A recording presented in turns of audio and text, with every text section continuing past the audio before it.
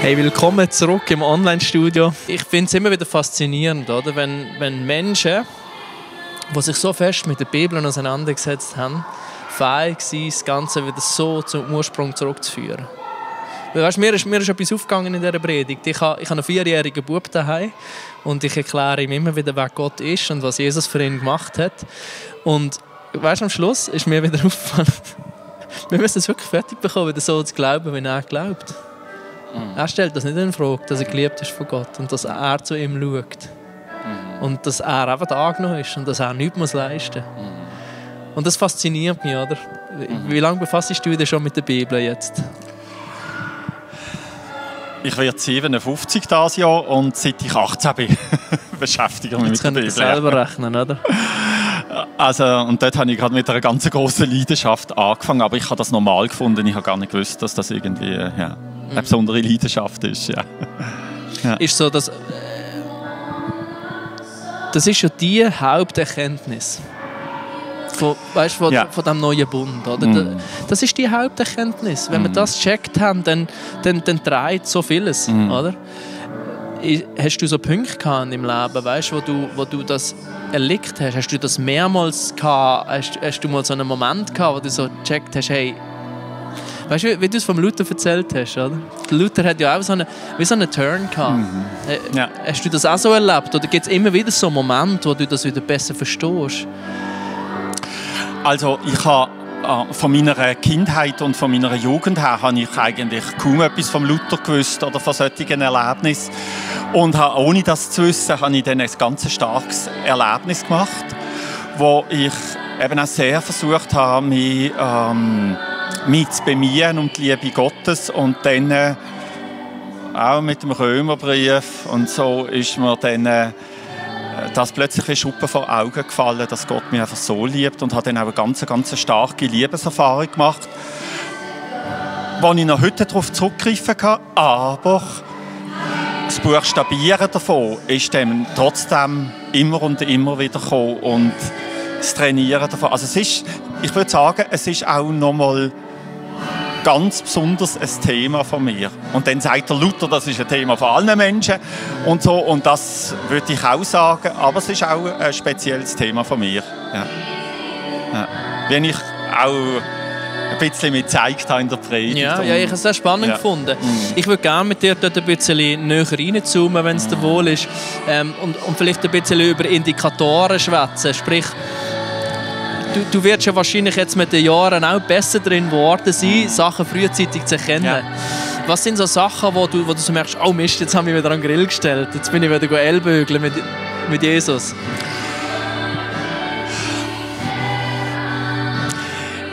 Es sind meistens Begegnungen mit anderen Menschen, die mich drauf lüpfen dienen. Und wo ich auch versuche, also ich habe gerne mit Menschen Kontakt, die transparent sind, auch persönlich sind, und ich auch versuche, persönlich zu sein. Und da passiert mir das eigentlich am meisten. Oh, jetzt bin ich wieder reingerutscht. Der Luther hat einmal gesagt, Crux probat omnia, das Kreuz prüft alles. Das habe ich vorhin in der Predigt angesprochen. Eben, wenn es mir gut geht, wenn es einfach läuft, wenn ich mich von den Menschen gerade geliebt fühle, dann muss ich mich nicht fragen, brauche ich das jetzt oder brauche ich das nicht. Es geht nicht. Und dann darf ich das auch einfach genießen. Das sehe ich immer entspannter. Aber wenn Gott dann etwas schickt oder eben auch bei anderen Menschen etwas schickt, wo sie plötzlich nicht mehr über ihre Leistung sich definieren können, das kann ja eine lange Krankheit sein oder irgendetwas, dann würde ich ihnen das eben auch schnell zusprechen. Hey, ein Aspekt, es gibt immer viele Aspekte, ein Aspekt ist auch da. Hey, Glauben heisst, du bist so geliebt, als ob du leisten würdest. Ja, auf eine Art bist du eigentlich noch mehr geliebt und angenommen, weil es jetzt wirklich nicht geht, alle deine Leistungen. Und so würde ich sagen, jawohl, es ist auch einmal eine grosse Erkenntnis oder immer wieder, wo ich mich dafür entscheide, dass ich so laufen tue.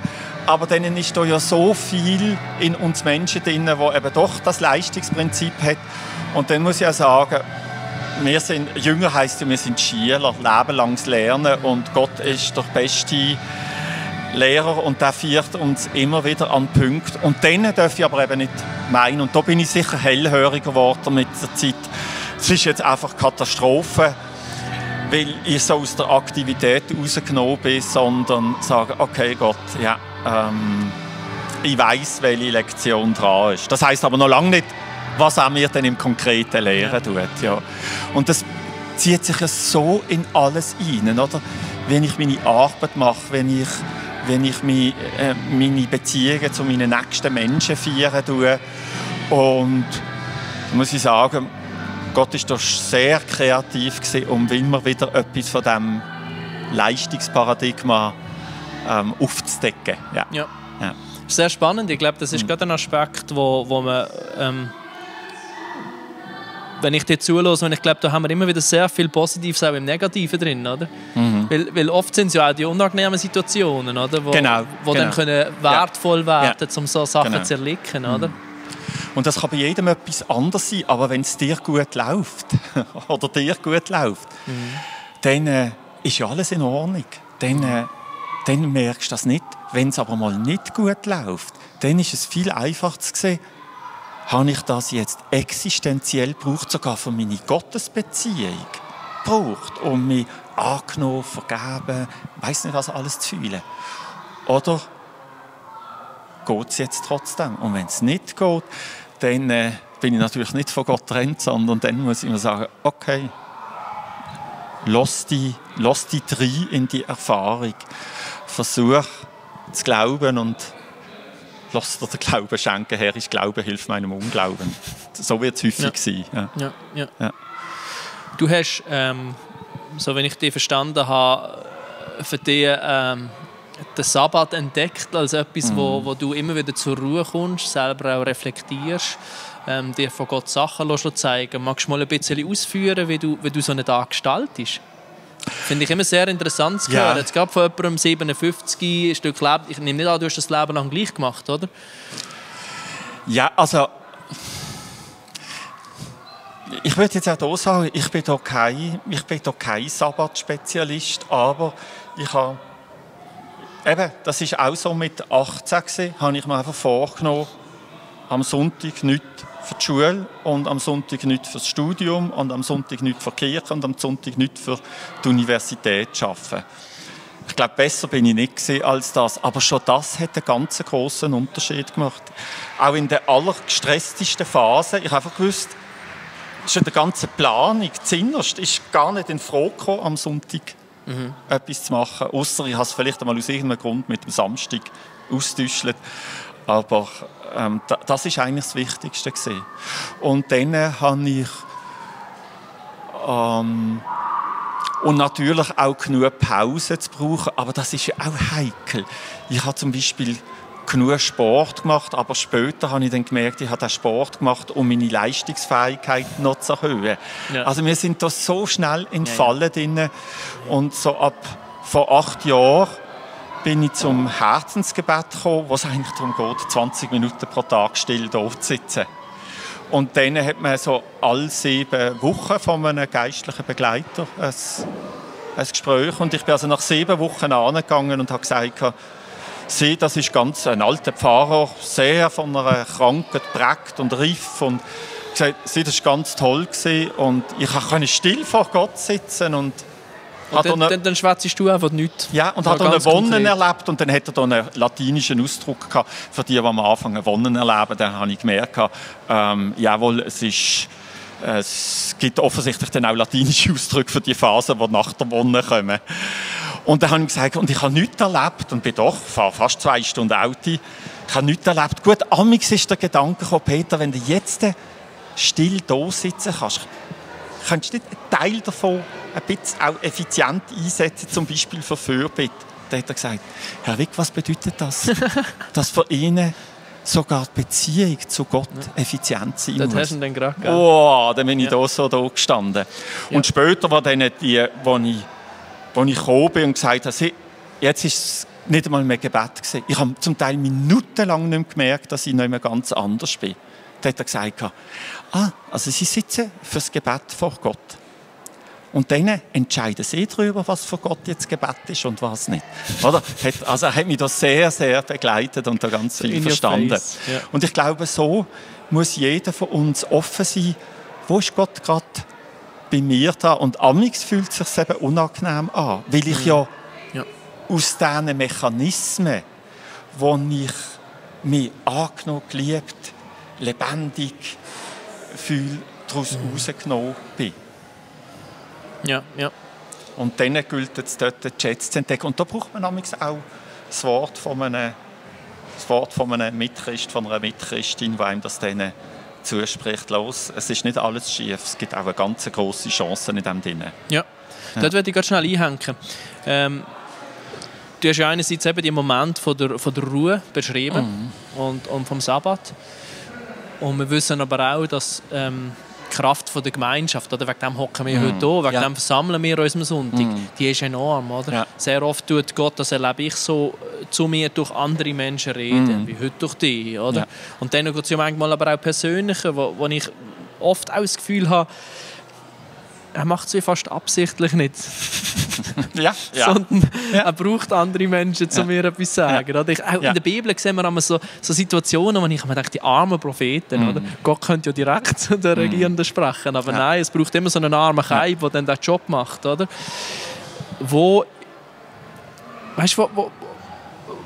Wie stehst du zu dem? Wie lebst du das selber? Wo ist vielleicht auch der Punkt, wo du sagst, jetzt ist die Zeit, um mich zurückzuziehen? Jetzt brauche ich nicht andere Menschen, die reinschwätzen, sondern jetzt muss ich selber einfach mal bei mir sein. Und wo ist der Punkt, wo du auch dieser Gemeinschaft aussetzen musst? Ich glaube, man kann auch irgendwo versumpfen, oder? In dem «Me and my Jesus», weil das ist ja nicht das Bild, das die Bibel zeichnet am Schluss, oder? Wenn wir es ganzheitlich betrachten, in meinem Verständnis. Also das ist jetzt eine viel zu grosse Frage. Ich sage, zur grossen Frage sage ich, wir brauchen Gemeinschaft, wir brauchen einander und Gott hat das so eingerichtet, dass wir, das ist auch Paulus ganz stark, dass wir erstens einen Haufen haben, aber das brauchen wir eigentlich für andere. Und dass das, was wir brauchen, andere haben, in grossen Teil und dass wir dafür andere brauchen. Und ich glaube, dann kommt es auch wieder darauf an. Wenn ich jetzt hier zu euch ins ICF komme, dann denke ich, wow, diese Gemeinschaft, das ist ganz toll.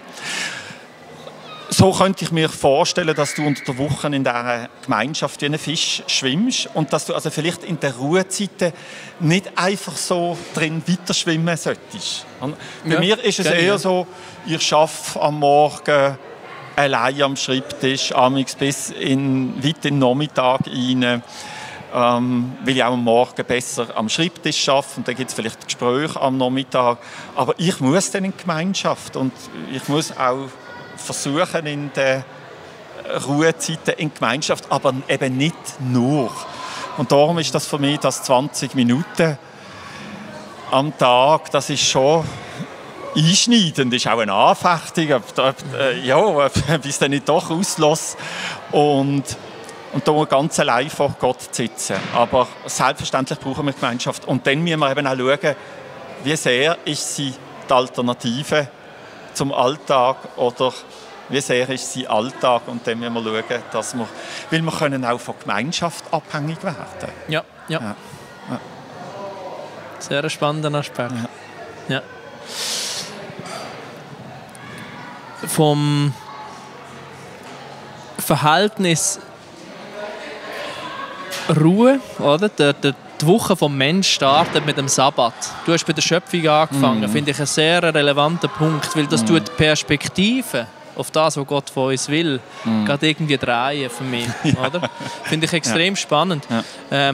Und jetzt haben wir aber auch gerade in den Paulusbriefen betont der Paulus immer sehr deutlich auch immer, aber die haben etwas zu tun. Oder?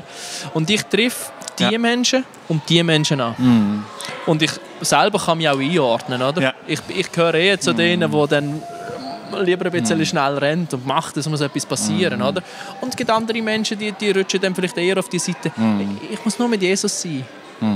Und dann kann man aber wenn doch Gott das Reich bauen. Oder? Wie verstehst du die Spannung zwischen dem, oder vielleicht auch jetzt persönlich auf dich bezogen, wie erlebst du das? Ja. Wie erlebst du es, wo positionierst du dich vielleicht in dem drin?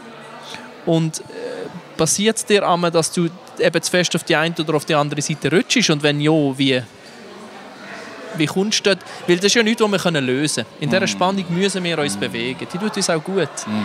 Aber es braucht eine gesunde Balance, oder? Ja. Ja. Wir haben ja vor dem Gottesdienst kurz über den Körper geredet und damit du die Arme anziehen kannst, braucht es gewisse Muskeln, die sich anspannen. Aber das wird eben nicht länger, sondern es müssen sich auch andere entspannen, dass das geht. Beuger und Strecker oder arbeiten so gegeneinander. Wir müssen mit Kraft einschnaufen und dann müssen wir ganz loslassen, um gesund die Luft wieder rauszulassen. Und ich glaube, die Bibel würde so etwas Weisheit nennen. Dass wir lernen, den richtigen Rhythmus zu machen. Und Gott hat hier einmal einen vorgegeben, aber da gibt es natürlich noch viele andere. Es gibt im Neuen Testament auch bei Paulus die Möglichkeit, dass du nicht unbedingt den 7-Tage-Rhythmus auf das sich ja sicher viele so Gemeindeaktive gestürzt haben, aber dann musst du es halt mit etwas anderem machen. Und ich glaube, das ist wirklich Weisheit, Erfahrung und auch, dass wir uns dort das zugestehen, hey, wir sind lebenslang Lernende und wir werden üben und etwas, was sich einmal ein paar Jahre bewährt hat, das kann auch anders kommen, aber wir müssen immer wieder uns kritisch begleiten und auch begleiten lassen, komme ich, und das würde ich jetzt doch, also wenn ich im Basler ICF bin, ich habe vor vielen Jahren, hat glaube ich mal ein Slogan «Hyperactive for Jesus» geheißen. Und das ist falsch gewesen, oder? Weil da geht die Gegenbewegung raus, ja. Aber aktiv und passiv empfangen. Aktiv geben, passiv empfangen. Und jetzt, was das ganz konkret für einen Menschen bedeutet, für alle bedeutet es, dass wir üben, da müssen wir tragen, weil es geht wirklich im Empfangen, im Passiven, geht es um den Kern vom Evangelium. Ja. Und im anderen geht es um das, was daraus herauswächst, unsere Aktivität. Aber was das jetzt für jeden Einzelnen in seiner konkreten Situation heisst, Eltern, die Tag und Nacht mit ihren kleinen Kindern beschäftigt sind und so. Das ist dann fast eine seelsorgliche Frage, die man dann auch im Einzelnen anschauen muss. Und ich würde allen auch raten, einmal das Gespräch mit jemandem zu suchen, mit einem Gegenüber zu suchen und sagen, du, bei uns läuft das so und so. Und, da kann ich, wenn ich schnell einhänge, kann ich dir gerne auch unsere Groups empfehlen. Oder? Ja. Ich glaube, dort, wo sich Menschen näher kommen, dort passiert das sehr schnell. Oder? Dass man einander in so Fragen auch weiterhelfen kann. Ich habe mir zum Beispiel angewöhnt, sehr oft auch einfach mit Menschen zu reden, die 10 Jahre Vorsprung haben, weil ich weiss, ich bin nicht der erste Vater, der kleine Kinder erzieht, oder? Und ich werde auch nicht der erste Vater sein, der Teenager erzieht. Und das hilft mir auch immer sehr und wegen dem nutzt deine Church, oder? Wenn du online dabei bist, ausschliesslich und nicht so viel Kontakt hast, darfst du gerne uns immer schreiben, office@icfbasel.ch oder über Insta, Facebook, wo auch immer, damit wir dich connecten mit Menschen, die dir in diesem Prozess helfen, wenn das gewünscht ist von deiner Seite. Peter, ich glaube, wir kommen zum Schluss. Zum Abschluss würde ich dir gerne noch mal das Wort geben, wenn du willst, dass du uns als Kirche noch etwas sagen darfst, wo du das Gefühl hast, das ist mir jetzt vielleicht auch in Verbindung mit dem Galaterbrief besonders auf dem Herz für euch als Kirche. Also zuerst einmal einfach, ich war vor einem Jahr schon da gewesen, aber jetzt heute Morgen wieder und die Vorbereitungszeit hier miterlebt. Ich bin einfach sehr beeindruckt von eurer Lebendigkeit, von eurer Gemeinschaft, die ihr da habt, eurer Zielgerichtetheit. Das hat mir gerade gut getan und das war ermutigend gewesen. Und mit dem Galaterbrief kann ich euch eigentlich nicht für euch konkret, aber für Gemeinden, die so unterwegs sind, einfach sagen, achtet darauf, ob die Leute wirklich sich Raum nehmen, Gnade anzunehmen. In diesem ganz Praktischen. Und man kann 20 Mal eine Pause machen und es hat nichts mit Gnade zu tun. Und doch ist es eine Gewohnheit, wo der Raum offen halten, dass Gott eben ganz anders reinwirken kann. Wir haben in so ganzen Gemeindetraditionen, mehrere Jahrhunderte Tradition, dass man vor lauter Leidenschaft für Jesus Christus zu arbeiten, genau das missachten tut. Und da lässt sich nicht spassen. Und es gibt viele Geschichten von Menschen, die daraus rausgefallen sind, die aufgewacht sind und gesagt haben, ich will das alles nicht mehr, ich habe gar nicht das Leben richtig gelebt. Und da würde ich sagen, ein grosser Schutz vor dem Kippen ist eben Pause zu machen, immer wieder zurück in eine ineffiziente Stille zu gehen, um einen Raum offen zu halten, wo man hoffen kann, dass Gott auch immer wieder füllt, indem er uns sagt, so, ich bin der Grillmeister.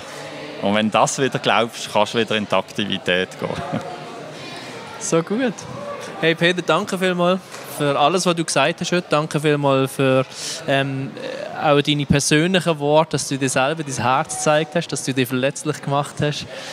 Danke für deine Zeit, die du hier investierst. Uns freut es extrem, mit Menschen wie dir gemeinsam unterwegs sind, gemeinsam Gottes Reich zu bauen. Und ich bete, dass du Gott noch viel mehr erleben darfst, als du es bisher noch da hast. Dass du das, was du heute predigt hast, selber noch viel mehr verstehen darfst, als du es bisher verstanden hast. Und dass du noch viel mehr von diesen Früchten, die der Paulus im 5. Kapitel von Galaterbrief schreibt, aus dir raus siehst, darfst wachsen, aus deiner Familie siehst, darfst wachsen. Hey, und so wünschen wir dir einen schönen Sonntag. Bleib dran bei uns. Wie gesagt, alles Weitere, was zu unserer Kirche läuft, findest du auf unserer Website oder auf unseren Telegram-Channels. Und dann freuen wir uns, wenn wir dich nächsten Sonntag wiedersehen. Bye, bye.